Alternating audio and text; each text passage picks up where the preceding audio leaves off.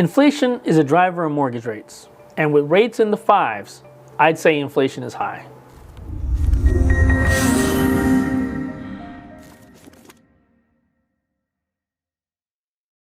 Hello and happy Monday to everyone.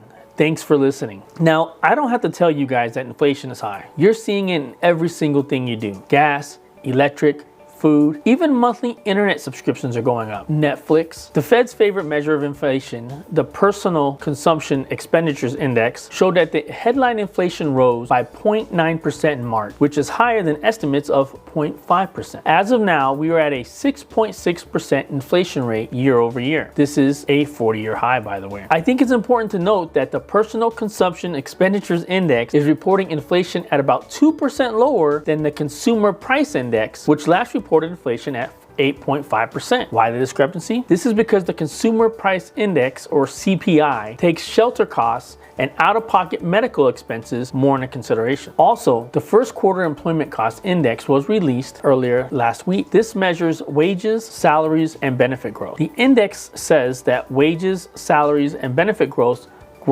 rose by 1.4% from quarter 4 2021. A 1.4% increase might be good under ordinary 2 to 3% inflation years, especially because that number can be stacked from quarter to quarter. But in this market, we are going backwards in wages. 3 weeks ago, you heard me say that I believe we are going into recession. 2 weeks ago, a couple of prominent banks started saying the same things. Take a look at this chart. At the top, it says chance of recession within the next year.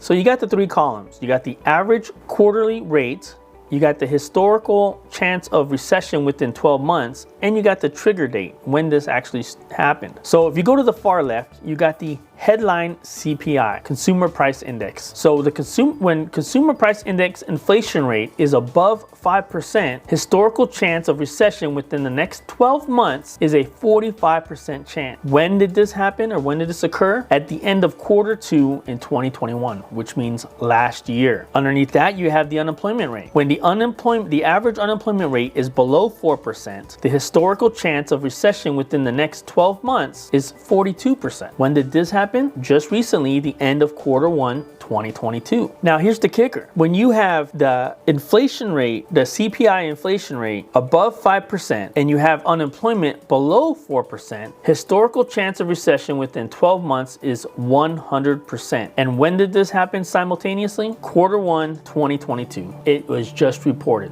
Now that we're armed with knowing that we have statistically a greater than 90% chance of going into recession, we need to take the proper precaution. It's not 100% because past performance doesn't guarantee future performance, however, an educated guess. Remember, the rich get richer during recessions, meaning if you make the right moves, you might be able to capitalize in the upcoming markets. And as for real estate, interest rates tend to go down during recessions. Hint, hint. I can go on for another hour, but I think that's enough information for this one video. Please make sure you have a great rest of the week, and remember, life is not meant to be, it's meant to create.